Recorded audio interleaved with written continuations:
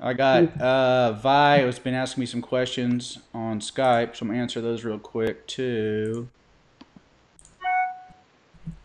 Okay, I am going to go live to, what am I going to call this? New Year Vegan Chat.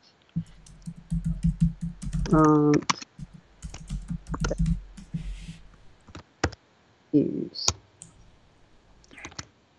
chat part Yep. 1. Hi, Violet.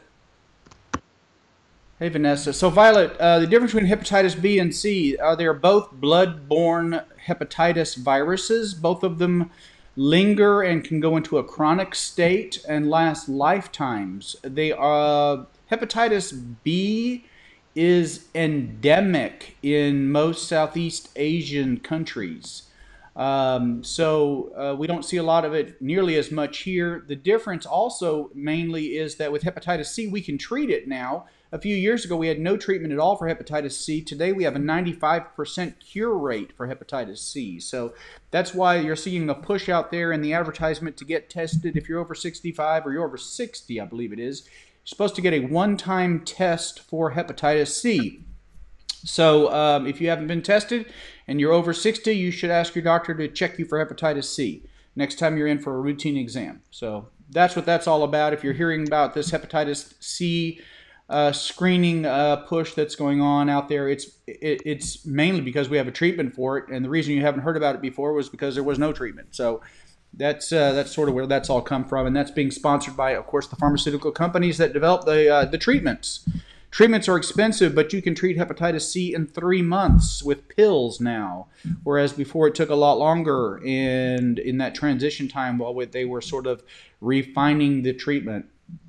So we got Tracy, we got Mary Ranch, we got Seeker, we got Madge Wells, we got Robin. Hi. Hello, So guys. hello, everyone. Got Vanessa. I've got Mary Beth. Hi, Lynn. Hi, Elena. Kira. Hi, babes. Kira Link's in the kitchen making noises. Hi, Teresa. Hi, Laura. They're all saying hi to you too. Happy New Okay. Year, you guys. Yes, we're in a new year. We are in a new phase. We are in veganuary as well. There's all that going on. It's all so exciting. So And I had pho for lunch, pho. Vietnamese pho with tofu, completely vegan and delicious. Vegan and delicious. Tell us more about it. Hi, Robin. Robin's on the Hot, phone. Good hot and girl. spicy. Lots of Vietnamese spices. I think they use basil and some other really tasty ingredients. I'm not sure what, but it's completely vegan. And they take and they put a rice based noodle product, and you get in my case you can get meats, but little chunks of tofu in there. So they sort of lightly brown the tofu, and then they toss it in, and then you pour this really boiling hot stuff on it, and water, liquid that's got all the flavor and everything in it, with some veggies in there. There's some carrots and celery and some other yummy stuff, and I couldn't eat it all. It was too much liquid for my little tummy, so I couldn't finish it. It was really good though. I'm feeling great today. Almost no neck pain at all. Just amazing. Oh, that's Yeah. so good to hear. So good to hear. That's much better. Um, Tracy Cook asks, "What are my views on not immunizing your baby? I think that's foolish. there you go. Right out of the horse's mouth. Not the Foolish. horse, Jack, of course. You haven't lived until you have watched your baby die of whooping cough. There are a few more horrible things to have to endure than watch a child slowly suffocate due to Oh, whooping cough. No, thank you. Not for me. I'm not signing up for that. no. No, that's very good advice. Very, very good advice. Um, Wink, could you put the heating on, please? All right, okay. I've just not long been home and it's a bit chilly here. Yeah. Hi, Carol. Hi, Laura. They're saying they like the faux. Kira's saying it's weird. Some can do it. Anything with spice in it just lights up my little eyes. I love a bit of spice. I used to call it pho too, but we have Jenny Lee at our office, and she's Vietnamese, and she says it's pho. Pho. Pronounced pho. Pho. Pho. Pho. It's pho. Okay then. Pho. Gosh, we would definitely not say that by looking at it. No, it's like a PH and O with a symbol on it. Ah, right, okay, and that makes all the difference to us non-Vietnamese people. Yep. Oh my goodness, Snow! They've got Snow. Lynn has joined the Veganuary site. Carol heard on Radio 5 Live today that it's Veganuary. Elena had a vegan frozen meal last night that had tofu and it was quite good. Yummy. Teresa's been stuffing bell peppers. Wonderful. Fantastic. Wonderful, wonderful, wonderful. Got a restaurant called Pho You. Any doctor out there that is telling you not to immunize yourself or your children had better have an alternative. Had better have tell you how to prevent these childhood diseases that kill and kill and kill around the world, from measles to mumps to rubella to tetanus to varicella, which is chicken pox, to the hepatitis. All of these vaccines that keep us alive and healthy, and no product is perfect or 100% safe. And yes, there is a chance that you can have a bad outcome from a vaccine. And yes, that's absolutely true. But you can also, the odds are much worse that you're going to have a bad outcome by getting a disease if you actually get the disease for which you refuse to vaccinate yourself or a child against. So that is my opinion. My opinion is it's just the numbers, man. Don't be stupid. I mean, that's just dumb. That's what that is. It's just dumb. And you see, and pediatricians, they get these vaccines and they vaccinate your children. Pediatricians do not even earn anything on vaccinations. They don't. They lose money sometimes on these vaccinations, and they know how important it is because they're the ones that are in the hospital with these kids when they do get these childhood illnesses. So, it's not about doctors making money, for crying out loud. It's the pharmaceutical companies making money. Well, yeah, they're going to make some money, but they're not getting rich off of these vaccines. Come on. Look, that'd be like saying all of a sudden we should stop, using public sanitation, that we should all just start freely emptying our waste on the side of the highways. I mean, it's stupid. It's really idiotic. We live longer, healthier lives because of vaccines and because of better sanitation. Those are the main changes in society over the last couple of hundred years, that has allowed mankind to live much, much longer than it does now. In fact, I think there are in some places, if you refuse to vaccinate your child, and then your child gets the disease and then gives it to somebody else, then you're actually liable for that. Wow. And so, measles is no joke. You hear about these measles outbreaks in colleges because you get enough kids together where they're not vaccinated and somebody ends up getting measles and then you have an outbreak. That's crazy. This is completely preventable. That's like, that's like not wearing your seatbelt while you're driving because you might hit a tree and be unconscious and be unable to get your seatbelt off so you can get out. I mean, it makes no sense. It just doesn't work. So you throw that thing in there. I know that's not why we're here, but somebody asked me right up front, you want to throw a medical question at me and you want to get a true answer, you're going to get it. I'm happy to share with you. I love your bold honesty. Kira has asked about immunization and the correlation between autism and vaccinations. Yeah, it's a correlation. There's never been proven to be a direct causation. there's something Yeah. going on. We seem to have more children with autism and children on the spectrum than in before. But we also used to take people that didn't fit into society and just leave them in the basement. Yeah. So, you have to ask yourself about reporting and things like that. I question a lot of this. Yeah. You see a lot of the geniuses in the world in the past that could do amazing things like with mathematics or with art and things like that, and yet they didn't seem to fit in, and they were perhaps a little autistic. Einstein couldn't remember his home address or telephone number, but you can't tell me he wasn't brilliant. So, do some of these people have a little different way in which their minds work? Absolutely. And now we have some children. We get children with autism that don't fit into our society, but yet we find that they have these brilliant pockets of knowledge and ability in their minds, and yet we'd much rather have them be able to fry hamburgers at McDonald's than to be what they are.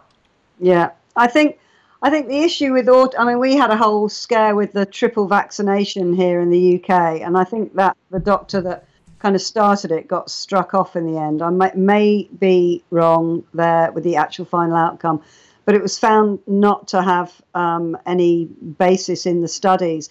And I think at the time when you actually administer these vaccinations, it's the time when you start to notice that your kid isn't quite the same as other kids. Because I mean, Finion's got high functioning Asperger's, and when I took him to nursery school when he was 2.5, after kind of probably about 2 months, they asked me to go and check him to see if he was deaf, because he didn't seem to be reacting like the other children.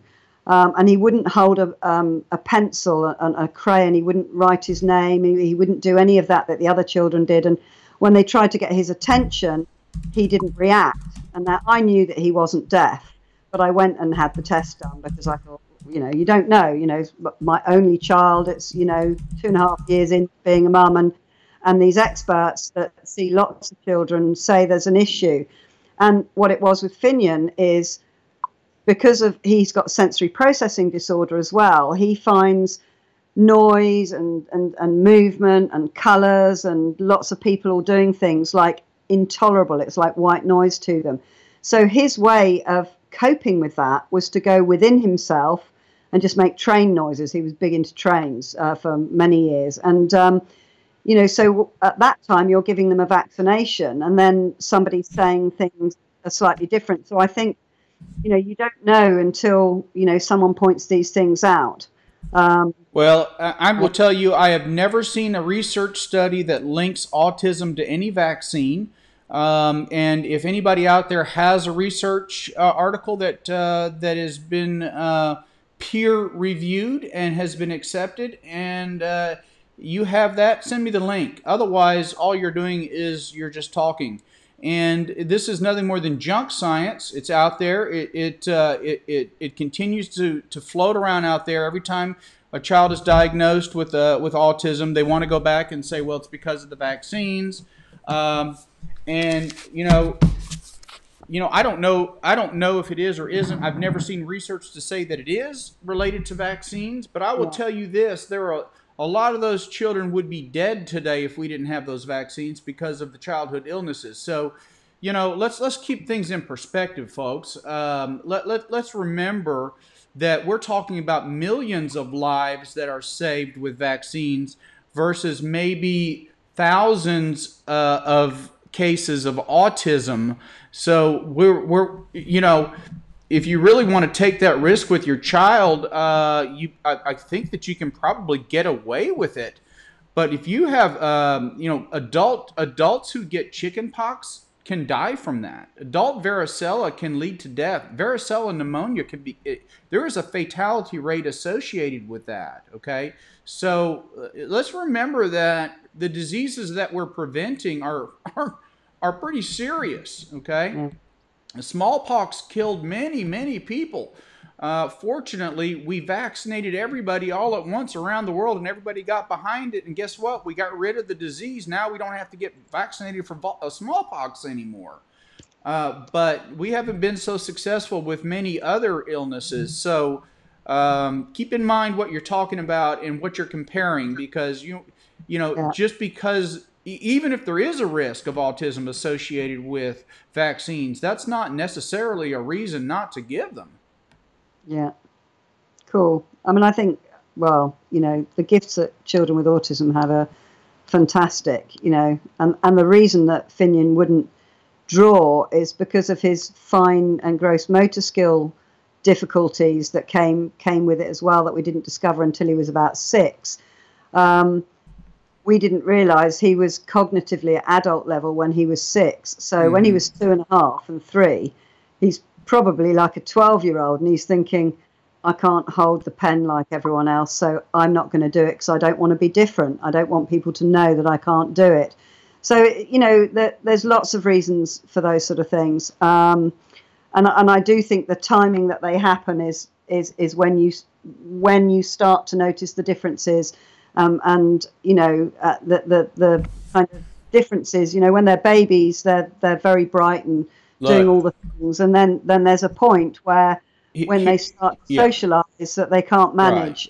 Right. We live in Western society. We all have the internet, and nobody sees, or we very infrequently see, children with whooping cough, and we very infrequently see children with measles and mumps and these diseases that can be so severe. We don't see those. What we do see are children that develop autism. Now, that's junk. That is what I call fake news. Why is that fake news? Because you're not seeing the video of the children in the sub-Sahara, or the children in remote areas of India that are dying of the diseases. You don't see the mothers holding their lifeless children, because that's considered too harsh. You're not going to get that video, because then it would be in balance. You see, that would be a balanced story, which nobody here wants to see, because we don't think about those things, and that's not going to, put people in front of a TV screen.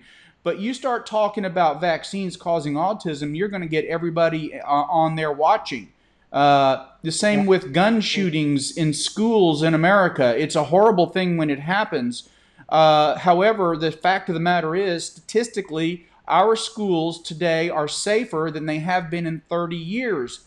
Go look at the data. Our schools are safer. And yet, if you talk to people in other areas of the world, they think we have an epidemic of gun shootings in America. And that's just nuts. It's ridiculous. Yep.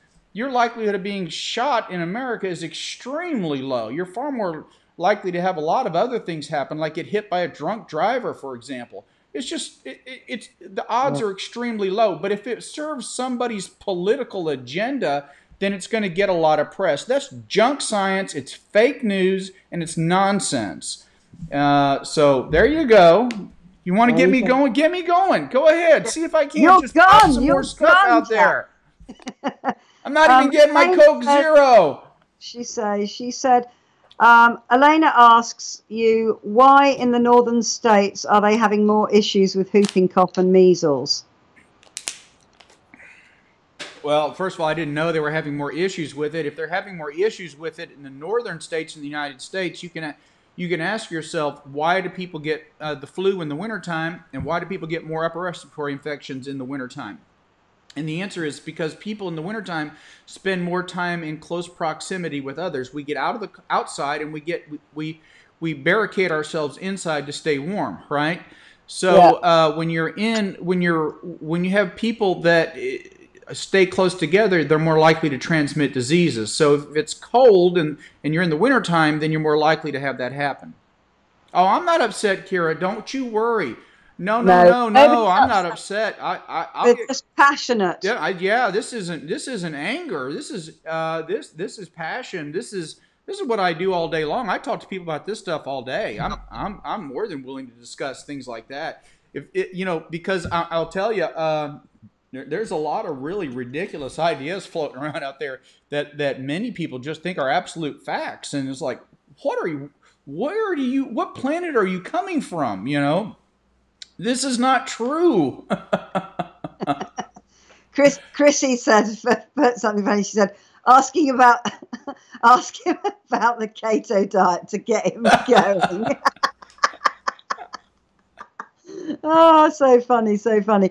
Can I please ask you, can you put questions in capitals? Because there's so much chat going in, I can't find all the things. Someone was talking about one of their children had a very bad reaction to one of the vaccines for whooping cough. So he was very ill. I know some people have some, reactions. So she ended up not giving him the second one. That was Lynn. Okay. I watched a video last night, Tracy Cook. You say sadly your American shootings in school are higher than UK because we can't get guns as easily as you. You know what? We don't have anywhere near the stabbings in our schools as you do. You need to research how there are more people stabbed to death in London than there are shot to death in New York City. So don't tell me that it's about a gun. It's about the violence in the heart of people, okay? Yeah, it is sad that it happens, but it is also incorrect to blame the gun. I've got guns in my home that have never hurt anybody, and they're there for my protection and the protection of my family, okay? I watched a frightening video yesterday of a man that got into a little traffic dispute with somebody. He got out and he grabbed one of the doors and he opened, and somebody's videoing him, and he's got a shank.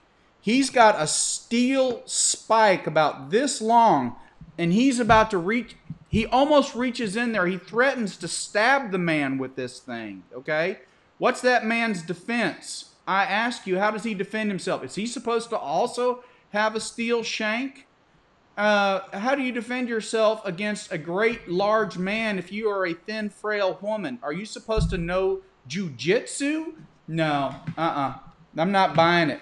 I think you have a right to defend yourself and protect yourself and your family. And if you don't think you have that right, that's fine. Then you walk around without any protection at all. That's fine. That's your business. I'm not going to tell you what you can or you can't do. But don't spread lies about statistics about places and about who's safe and who's not, because that's not right, and it's a lot of junk. It's a lot of junk, okay? There's a lot of junk information out there. There are a lot of people with political motives that are trying to get you to believe certain things, and they're not true. That's fake news, okay? It's fake. Absolutely. Well said. And I think there was a study they did where they gave everybody good quality housing. So they had a good, nice sort of house that was plenty of room, and it was in good condition. It wasn't falling apart and that sort of thing. And they found that there was a lot less violence and a lot less kind of unrest within communities, because I think people just want somewhere safe and nice to be. And people tended to look after the houses much better because they felt they had security and something to be proud of. And this was where? This was in the UK. They did a study, and there was a lot less violent, a lot less gang fighting, and that sort of thing, because people weren't scratching for, piece of, if you put enough rats in a corner, they'll fight. But if you don't squash them in and give them, that they go about, their life kind of much more peacefully. And I think there's a lot to be said for that. When there's overcrowding and there's bad condition of housing. And people just don't have the basic human needs, like a safe, secure room, roof over their head, some basic sort of human needs. That's when people kind of get very unrestful and fight amongst themselves a lot more. Well, I think anytime people feel that they have been disenfranchised, if they have been locked out of the ability to change their circumstances, if they believe that, then they'll behave that way. Here in the United States, I think that it is a little bit more difficult for some people to escape their upbringing. Okay, and nobody gets to pick who their parents are. You don't get to pick your conditions. You don't get to pick your genetics and your circumstances. But one of the greatest things I think about America is that no matter where you begin, you don't have to end there. You can do better for yourself. Yeah. And where I have a big complaint with a lot of what goes on out there is that we prevent, our government gets in and does things to prevent people from getting out of these bad circumstances by making it too easy to stay.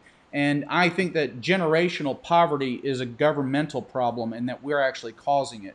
But that's not what we're here about today, I realize. But so, we want to talk about, you want to talk about medical things and then all of a sudden dump that into the laps of your doctors, which oftentimes these things happen because we're the front line, just like a first responder. We're the ones that are going to deal with people that come in with no insurance, or that come in with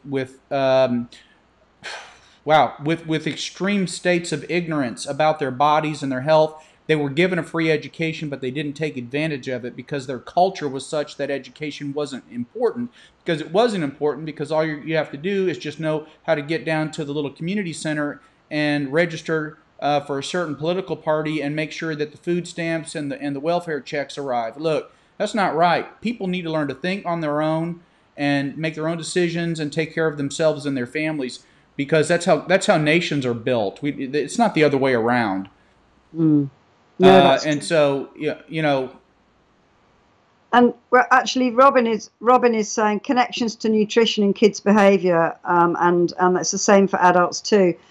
Basically, if you put rubbish inside kids, they just burst out of their skins. They're uncontrollable at school. They can't access the education that they have a right to, because they're drinking too many colas. They've had a whole load of sugary cereals for breakfast and Nutella, and they've got loads of sweets in their lunches, and school lunches are just full of empty calories, as you would call them. And it's very hard to control yourself when you're kind of bursting out of your skin with sugar crashes and I, cravings, oh, I etc. completely agree. I agree, and I Yeah, know that there have been a lot it's of so unfair. changes in school lunches in the United States over the last 10 years. A lot of this was an initiative that was started by the during the Obama administration.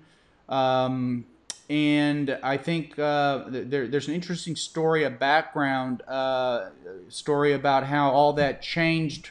The food industry got involved and convinced them to make the change to more exercise, as opposed to, because there's too much money behind putting that kind of junk in foods. But I will tell you that no kid in America need ever go hungry, because we have school breakfast programs, we have school lunch programs, we have after school programs. We have welfare programs that feed the children. They get free medical care. So all of anybody that if you're living in another country and you think that American children are somehow doing without because we don't have a nationalized healthcare system or we don't have some other system, that's baloney. Our poor people in America are some of the most, they're probably in the top five of the poor, ranking in poor people in the world. So if you're a poor person in America, you're doing better than most poor people anywhere else in the world. You actually have access to medicine, to nutrition, to housing, to electricity. You even get a cell phone, for crying out loud. And there's no reason for people to think around the world that we mistreat people here in the United States, that we're not able to feed our hungry. That's nonsense. The problem that we have in the United States is that we believe that individuals have the freedom to be wrong. We have the freedom to be incorrect and to make bad decisions. And there are a lot of people living on the streets that they're not able to get the care that they need from a psychiatric standpoint, because we can't decide if it's in their, if we're allowed to force them to take care of themselves or not. Okay, you can't force people to take care of themselves. In America, we can't do. In other countries, they do. They just know you're coming in here whether you like it or not. Unless you have tuberculosis in the United States, and by the way, if you have tuberculosis in the United States in an active form, you will lose your freedom. We do have TB wards in America. If you have tuberculosis, we will haul your butt and put you into a treatment center, and we will put you on the medicines against your will, and we will treat your tuberculosis. And once your tuberculosis is stable, then we'll let you go free, and then we'll have somebody come monitor you and make sure that you don't have active tuberculosis. You cannot freely walk the streets with TB in the United States and infect other people. That is a public health issue, period. Yeah. No, that's amazing that they do that, because it's so, it's not a good thing to have, is it? No, of course not. But I think, a lot of our social problems, stem from, the kids getting fed a load of sugar, a load of empty calories. They're building their brains, they're building their bones, they're building their bodies, they're just sponges, and putting the wrong nutrition in kids, and I actively, Finian didn't even know that ITV existed. That's our channel where they have adverts on. I only let him watch BBC Children's TV because there were no advertisements. So I was not going to have him, looking at Sunny D Orange and, some ridiculous food and asking for them. Well, you mean you acted like a parent? Yeah. Oh my God. Oh my, how awful.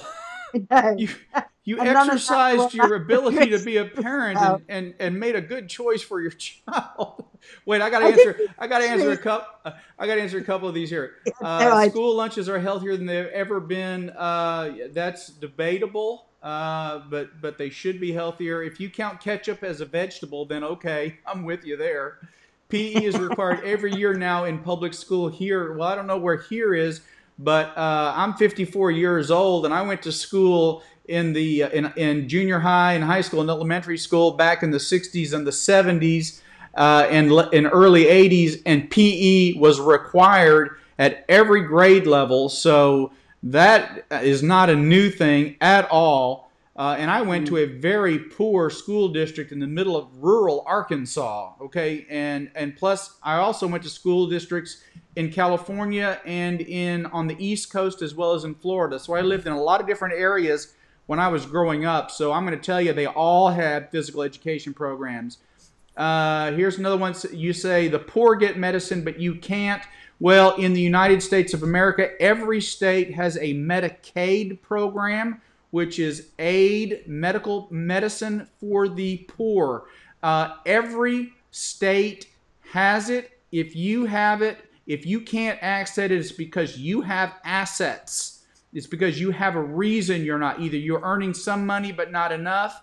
There are some people that end up in the donut, kind of in this donut hole area where they're not wealthy enough to be able to afford the $400 or $500 insurance plan, but yet they've earned too much to be at the poverty level where they get free medical care. So there is sort of an area in there that can be problematic. Let's see. Kelly says not all the poor get free meds. Well, then I would challenge to find out why, because poor people can get Medicaid in every state in the United States of America. And Chrissy says, I know those in prison get medical care than I have in the past. Well, you know what? We've had veterans get worse medical care than those in prison as well. And we've seen working adults not get good medical care for all kinds of reasons. So a lot of these things can be fixed.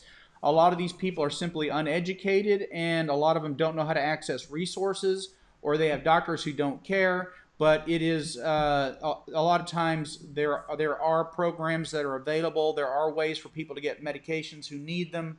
I know of a young man who's just 19 now. He's a type 1 diabetic. He developed leukemia. He was taken care of at MD Anderson Cancer Center. His leukemia is in remission. He was given Make-A-Wish Foundation trips. This kid has gotten the finest medical care available in the world, and he's on Medicaid right here in the state of Texas. So I call bonkers, nonsense, BS on a lot of this stuff. I know it's out there. I know it's available, and I know a lot of people are having issues in their own particular states, but I know it's available. It is available, and you can get the help you need. You can get medicines. You can get all the care. Sometimes you have to sit down and fill out a form. Sometimes you have to get involved in a program through a pharmaceutical company. sometimes they want to take steps to make sure you're not just taking advantage of the system, and I don't blame them for that. But I don't know of a single large pharmaceutical company that doesn't have some kind of compassionate care program where they don't give medicines free to poor people. They all do it, free or at reduced cost. I had a good friend who's now passed a couple of years ago, and he was a type 1 diabetic, had been his whole life, and he could not afford his insulin. He couldn't afford it. He got enrolled in a program with, I believe it was Pfizer, and don't quote me on that, but it was one of the larger companies. And let me tell you something. They gave him his insulin. He got a box delivered to my clinic every month with his insulin. And all he had to do was fill out a few papers and provide a couple of income tax returns. And they said, you qualify, and they gave him his medicine. So, you know what? It's not like that. Okay, and it bothers me greatly that people around the world think that here's America, hates it, doesn't take care of its poor and elderly, and that's crap. Jolly good. I think we often, there's lots of sound bites out there that don't have all the information just to get, selling newspapers and all the stuff, all the media stuff that we've all fallen prey to. I mean, like being told to drink milk because it's good for you, and having vegetable, having meat, and like breakfast cereals that are healthy, and that we've all heard all of that, and we've been largely kind of misled. And now I think there's a lot of news out there. There's a lot of information out there that does basically show us that eating a healthy diet changes so many of the things that we have trouble with, like depression. Eat right, your depression is just going to be alleviated because you're going to be making serotonin. You're going to be having all those little lovely sort of chemicals going off in your head when you eat right. And people, if you eat the right food, it just sets you up so differently. I think it's the cornerstone of everything. The kind of, we are what we eat is so very important. It is. And I've got a question here from Josh, who says, Dr. Gilmore, why do you think that the fertility rate is significantly down all around the world? I'm not sure that it is. Is the fertility rate down, or is the abortion rate up? Are we considering abortion as a form of birth control or not? I don't know where are you getting your information from there, Josh? And I think a lot of people do find it hard to conceive. And I think, again, what are they eating? People who are obese, can find it hard to conceive. That maybe they're not even having their menstruation cycles because they haven't got enough good nutrition in their body. They might be eating a lot of food, but their body's just processing all the rubbish, that a lot of people eat, and it's not being able to get any of the nutrients that happen to be there because their guts are so clogged up that it's not working properly. It's not efficient. I think they're tired, loads of symptoms there. And I think that could contribute to some people. There's a lot of people out there afraid of the future for children, so they're just electing not to give birth. If you're talking about fertility rate as a decision-making process, well, that's different. Right now, the fertility rate in the UK and the United States are exactly the same: 1.8 births per female on average per woman. So that is but in Japan it's 1.44. But you look at Japan, you look at a much higher crowding situation. They have a lot less land mass, per capita, I think, than either one of our countries do. So, there can be lots and lots of reasons why. When you talk about fertility, I kind of think you're talking about the ability to get pregnant. But when you talk about these fertility rates, what they really are is they're more like birth rates. So there can be a lot of things that can be done with statistics that can make you think that you're seeing things a certain way.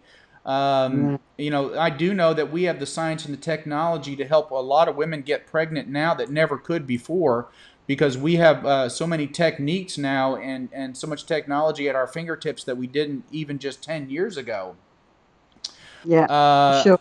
so let's see, Deb, and since we're talking about fertility, Debbie talks about what about meat eaters and erectile dysfunction correlation. There's an enormous connection there, because the ability to have an erection is what we in the medical profession call the canary in the coal mine, because that is the first problem that a lot of men see that shows up as a result of vascular disease. So the more animal products you consume, the more cholesterol you consume and triglycerides that your body can't process properly ends up collecting and plaquing along the walls of the vessels. Penile erection is dependent wholly on blood flow, so becomes a circulatory problem, and so it's one of the places where it shows up first. So when I get men in my clinic that are in their early 40s and they tell me they're starting to have issues in that area, and the first thing they want is they want medication. I'm like, wait a minute, whoa, whoa, whoa, we need to find out why this is happening. We need to check your heart. We need to check your vascular system. We need to look at your lipids. I mean, this is not just, oh, here, just take this pill and go. This is, it's a sign that you have a problem, okay? And if we get them in their 20s and they're having problems in that area, it's a whole different issue. Can anybody guess what the problem is in 20-year-old? Let's say you get a 24, let's say you were a doctor. Let's play doctor, guys. Now that we're talking about sex and erections and all these fun things, hey, if they can talk about it on the TV commercial, we can talk about it here, right? We're adults. Most of us are, I hope, anyway. But if you have a 24-year-old male who came into your clinic and said to you that they have a girlfriend, or they're married and they're having difficulty getting an erection, what do you think the problem might be? I would like to see all of your replies. I will tell you what it is, but I want to hear what you guys think it is, because it's an epidemic too. And I have this, and I've had to teach my whole staff, all the nurse practitioners, this, because they didn't understand what was going on. So I want to know what you guys think. 24-year-old male comes into the clinic. He can't get erections. What's his problem? Well, Ms. Al says alcohol. Nope. Nope. Let's have some answers. Any answers? I got one. Robin says hormone issues. Nope. Am I allowed to answer? Yes. Smoking. No. Emotional. It's close. Pressures. Depression. It's close, but not exactly. They're not. It's not depression.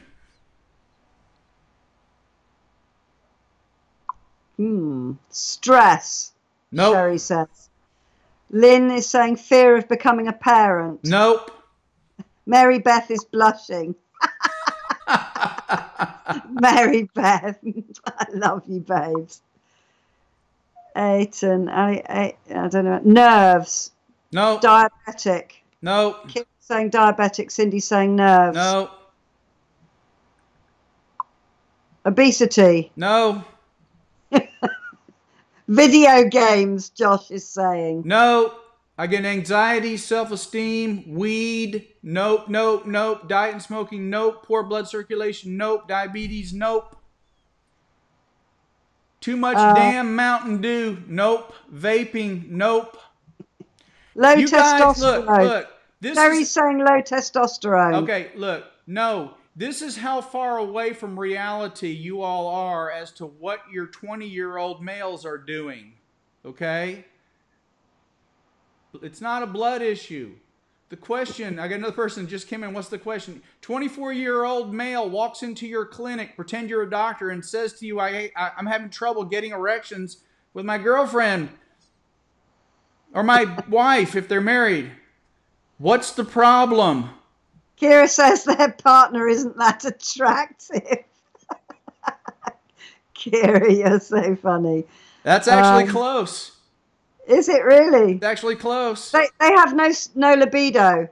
No, they have a libido. Not sex abuse in childhood. Not bike riding. Come on. Come on, guys. You're smarter than this. Oh, What do people do on the internet? they're too busy on social media to actually have sex. No, that social media has only recently become the most popular sites on the La- internet. Laziness. Luann is saying laziness. No. All Um, right, we had a correct answer. oh, FBL Seeker has the correct answer, Seeker. but it's only close. Mary Beth is saying masturbation. That's close. That's very close. Porn. Sherry is Porn is saying the answer. porn is They're the answer. addicted to pornography. Oh my goodness, of If course. you're a 24-year-old male, you haven't had enough time to develop any kind of, any kind of vascular disease to where that's a problem. And I'm not saying that sometimes it's not depression or sometimes it's not but when I get them in several in a week that say that the same thing, that they can't, the problem is they're addicted to porn, and real life is nothing like porn. Mm. Yeah. Yeah. And so that's reality. And they watch Reality it is the from vast very young, majority. don't they? The average, I don't know, the average person, spends X number of time in different kinds of sites, but for men around the world that access to the internet, pornography is a horrible addiction. It is a terrible, terrible addiction. They get addicted to it, and then nothing helps, except getting them to stop watching porn. So I take these young men and I get them into counseling. Yeah. Yeah, because I saw a documentary about what they're trying to teach, teenagers in school as they come into their kind of, sexual kind of activity. And, the boys are all watching porn, so they all feel totally inadequate because they're not porn stars. And they're expecting the girls to do all the kinds of things that they're seeing there. And the girls are feeling that they don't look like that either. And they've all just got such a wrong idea about it, that they're kind of scared to just be natural, just to be. Mary Beth is blushing again. It's an enormous problem in these young people. Wow. It just is. It is a big problem. And for every one, 20-year-old or 25-year-old that comes into my clinic and says, I've got this problem, there's probably 50 more too embarrassed to admit they have a problem. Yeah. But it is. And it's ruining their lives in some cases. It's terrible. It's absolutely terrible. Gosh, how sad is that? It's extremely sad. Yeah, that's very sad. Nobody wants to talk about, we're much more focused on things that we think are big problems, like school gun shootings, right, than we are on things that actually are enormous problems, like young men being addicted to pornography. Kelly, I saw you wrote porn. What do you want? You want a star or something? Good gravy, man. You said it 8 times. You said the word porn. We didn't give anything away. We were just saying, hey, who can guess? And Robin, you're right. It is younger and younger. I mean, it is a serious problem. It's a serious problem, and it objectifies women. It objectifies human sexuality. It trivializes human sexuality, and it's disgusting. And it's not normal. It's not natural. There's no love. It's not about romance. It's about a sex act that, in my opinion, is it's vulgar, and it has no place in a polite society whatsoever. Okay, so y'all want to talk about vaccines again? I think that would be probably. How are you all doing with your eating? How are you all doing? What results have you got? Because we've been going 8 weeks now, haven't we? 8 weeks. I know you're still giggling with, I don't know what the comments are on your side. But we have had some. We 8 weeks now we've been going, and so many people are seeing some changes in their health. Anyone got any results? Anything they want to share? Any questions about what to eat, what they're eating, how they're getting on, etc.? Do let us know. And I'm loving the questions in capitals. It makes it easy for me to see. Yeah, Lynn, it's all about matching up to expectations, and we, as a species, we spend way too much time worrying about what other people think of us, what other people think of our opinions, what other people think of our actions, you know, and we don't have the courage to, you know, believe in our own opinions above everybody else's, and to go out and do the things that we want to do just because we're worried about what other people will think, what society will think. And it cripples us in so many directions.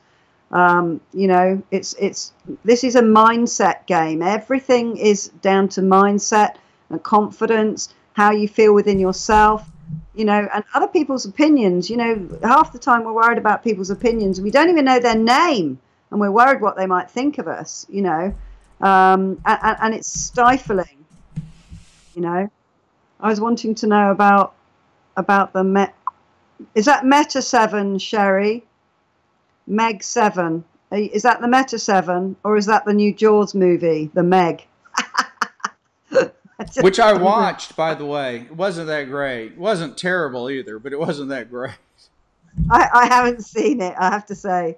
But we did watch Jaws at Christmas. We thought Finian should be initiated into the classic movies that we've all seen as kids. Somebody asked, why do we eat so many mushrooms? I advocate 10% of your diet come from mushrooms because of so much what? Vitamin D. Vitamin D. Vitamin D. Cindy is saying, knowing that I lost 20 pounds made me very happy and feeling much better about myself. Absolutely fantastic. That's fantastic. And Debbie is saying, you know, her gout is gone. Her gout is gone. Wow. That is amazing. That is amazing. What foods help with vertigo, or is the world making me dizzy? Luann. Just this broadcast is making you dizzy, this probably. Broadcast, yeah, we've done a few, yeah. It'll make you dizzy. Yeah, it is a great boost. When you see results, whether on the scales or just your clothes are feeling looser, or you're getting into clothes that you haven't worn for a while, you know, you kind of feel amazing. You kind of feel invincible when you have a health result. You know, you'll be having less migraines. You'll be feeling happier. This is the thing that just got me, just feeling happier. When you feel happier, it doesn't matter what size you are, but when you're not feeling happy, it matters whether you're too thin, it matters whether you're too big, it matters whether that color suits you, it matters what people think. But when you feel happy within yourself, it builds your own self-confidence. You know, you have this feeling of being invincible.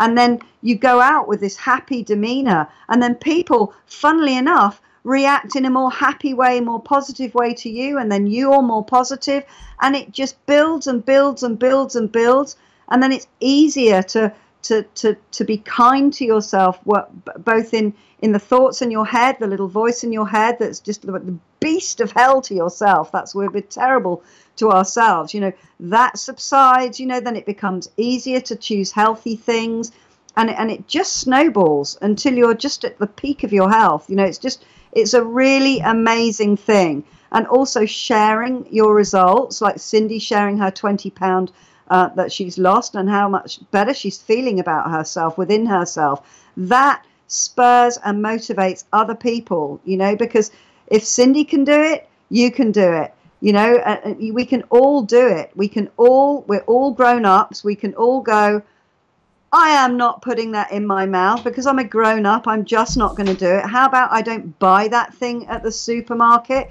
How about I don't have it in my cupboard? How about I have something healthy to gnaw on instead if I'm going to feel like I want to eat the house out? You know, we can all do that because we're all grown ups, and we can all really build on the motivation that we've got in this group, because this group is full of kindness and love and positivity, and you've got Dr. Gilmore, who's just a superstar, helping us on all the health issues and all the kind of misinformation that's out there. And we are subject to misinformation, you know, we really, really are. You know, so, but this is where you can get the information. So if you know anyone that needs to sort out their health, you know, who needs to get healthy, because if you want to lose weight, you need to want to get healthy, because when you get healthy, you start losing weight. I've said this like time and time again, you don't lose weight to get healthy. You get healthy to lose weight. So if you know anybody that could do with a health boost, I mean, this is the time of year now. How many people do you know that go, oh, I really ought to do something about my health. I really ought to do some exercise. I really ought to join the gym. I really ought to, you know, do something about, I really ought to tidy my house out. I really ought to do this. This is the time. Get them on this group, you know, share this information with them, you know, invite them to join us, you know, share some of these videos, you know, send them the link, because we're all here to help each other. And it's such a brilliant time of year to do this, because, you know, we've all stuffed our faces at Christmas, you know, and we're all feeling maybe a little bit tight around the girth, and we're all feeling like we've eaten too many rich foods or had too many wines or beers or whatever. And you know, it is the time when, you know, everyone joins the gym, and by February they're all just paying membership and not going. So this is the place to invite your friends to come to, because it's so fantastic when you have the motivation. And I'm here every day of the week, literally to add positivity and any of the information that I've gathered and the experiences I've had to help you, because anyone can do this.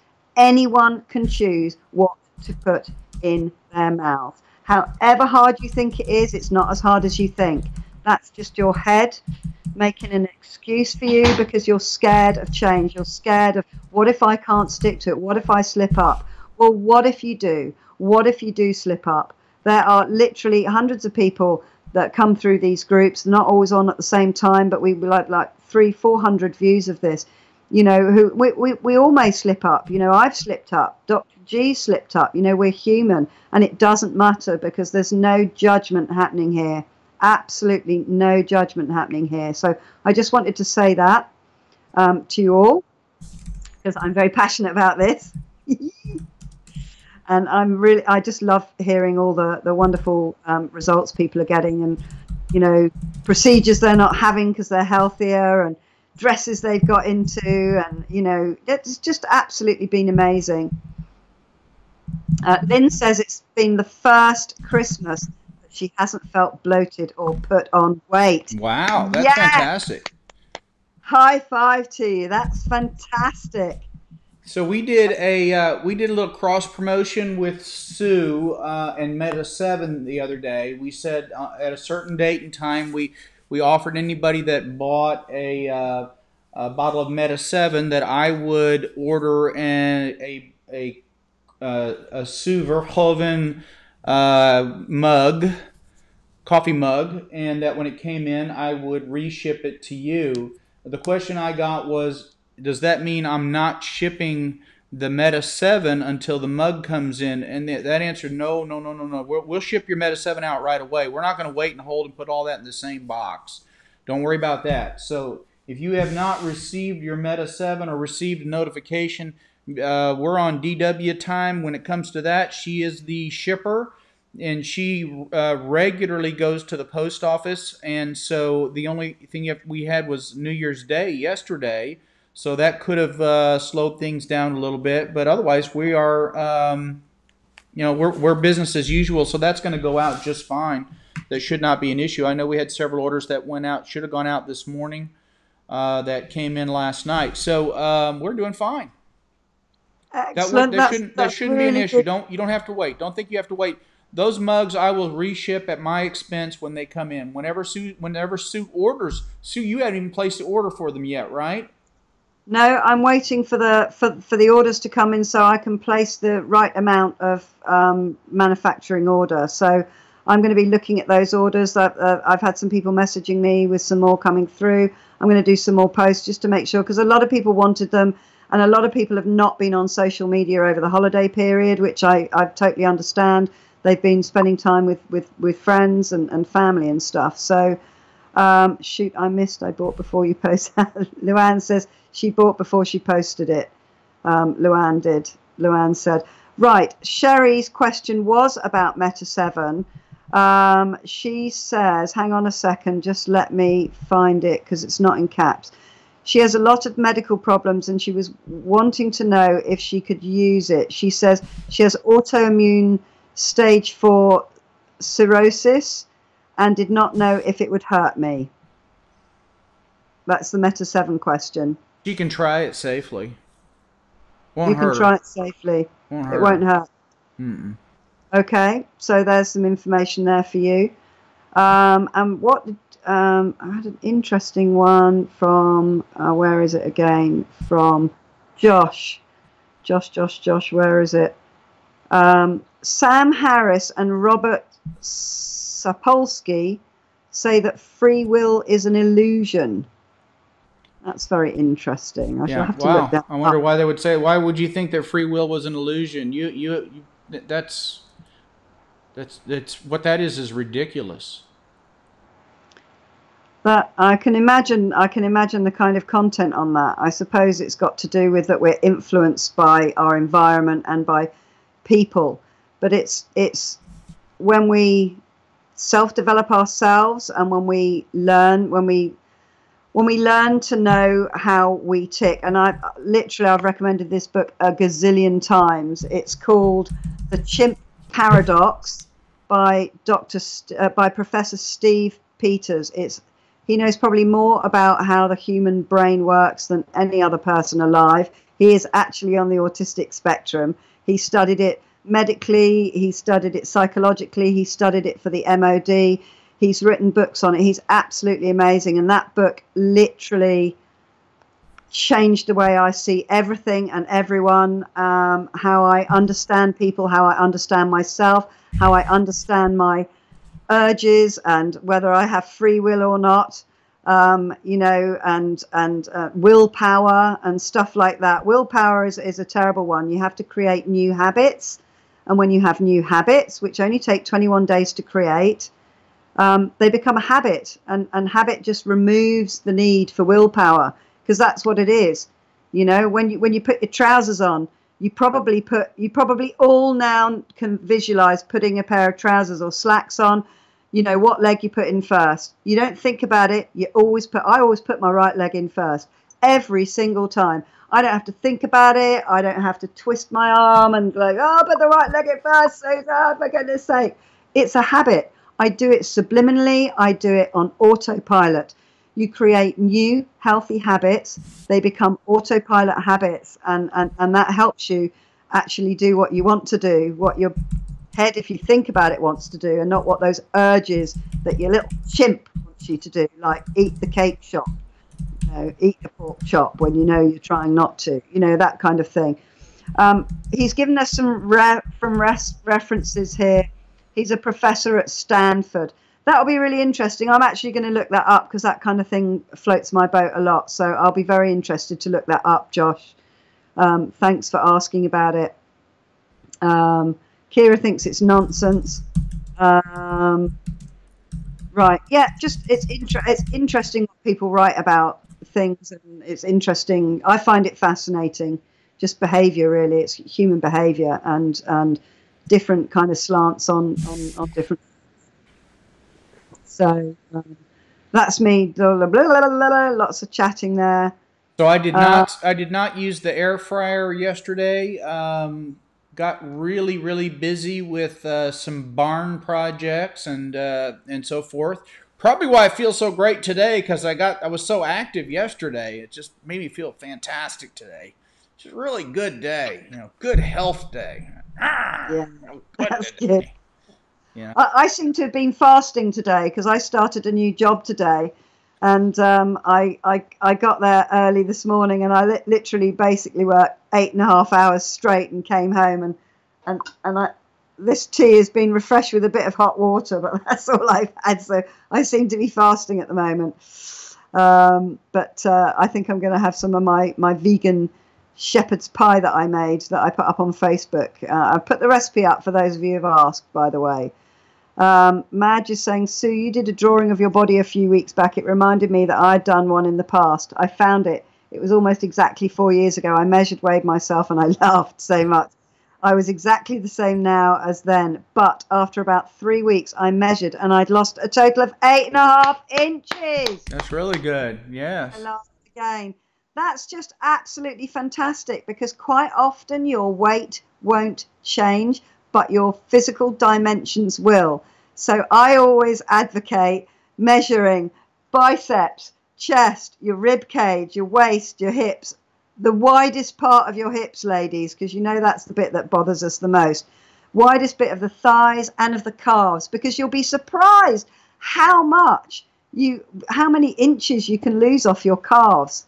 You know, and that's just amazing when you put those skinny jeans on. It's just like they go on much better, you know, much easier. And you might not notice it unless you measure it. And guys, what's not monitored, what's not measured is not monitored. Think of your football team, you know. Every single thing they do is measured, it's monitored, it's compared. That's why we're all glued to it, or those who are into sports are glued to it. This is why you know that this guy can run on this grass and he can run a long way and he's fast and he's had that many goals, and, you know, how long into the match this team scores. You know, we know all of this because it's measured. And when you measure things, you can monitor them. If you don't measure things, you can't monitor them. And then you can't be enthused and motivated by the results. You know, a friend of mine, she did a 30-day detox, and she, you know, she didn't measure herself.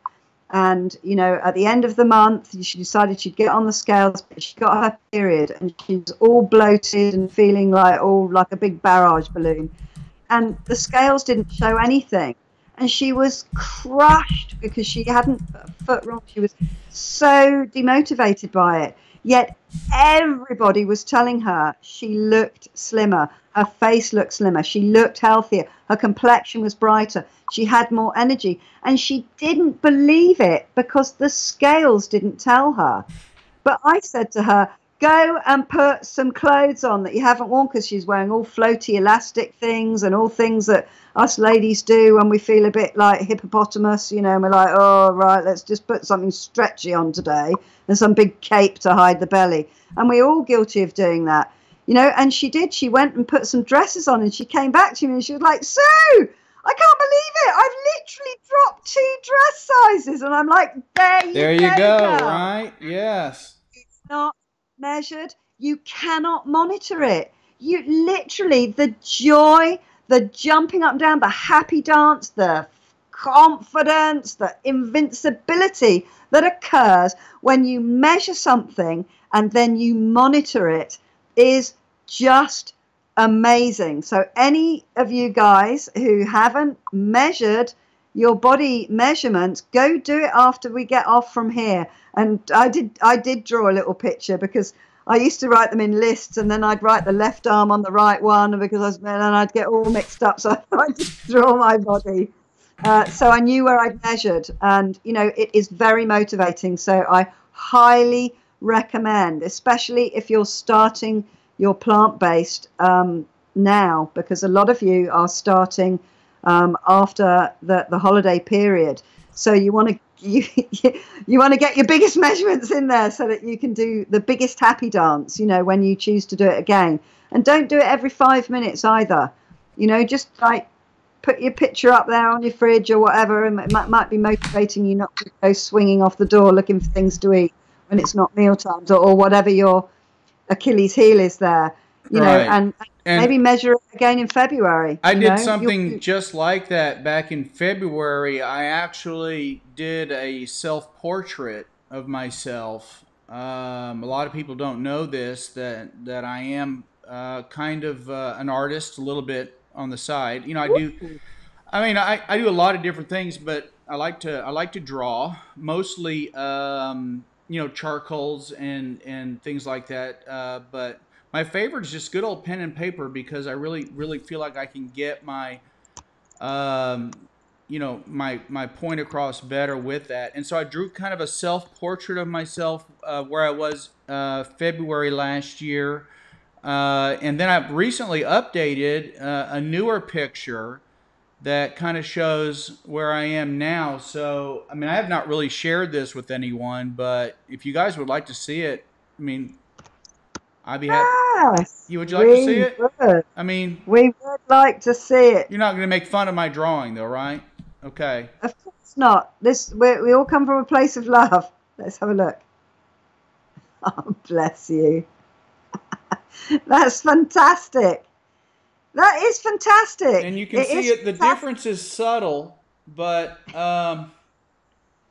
back in February, if you look, you can see on the top picture, I'm a little bit rounder as compared to the bottom picture. Where I'm a little thinner, and my head has shrunk slightly too. I've noticed. So, and optical illusion makes you, yeah, it might make you think my arms are actually longer. But what's happened is they're the same length. It's just an optical illusion. I could only use part of my arms before. Now you can, so, there you go. Yeah. You know, Yeah. you know, The difference, though, is phenomenal. Art, And I'm loving your art. yeah, Josh says you've gotten the glasses. yeah, Well, when he was drawing it or on the picture. yeah. Sorry, I couldn't resist. I had to say that. I'll be getting a banana out soon. Right. I just wanted to say though, what goes on in your head if you were to draw a stick drawing of yourself and you draw yourself with a giant belly. Yeah. It's just drawing yourself more like an archetypal, stick man. That must have some satisfaction for you because you've lost 50 pounds, right, in the last year? Yeah, I did. Yeah, and Somebody commented on one of my my videos.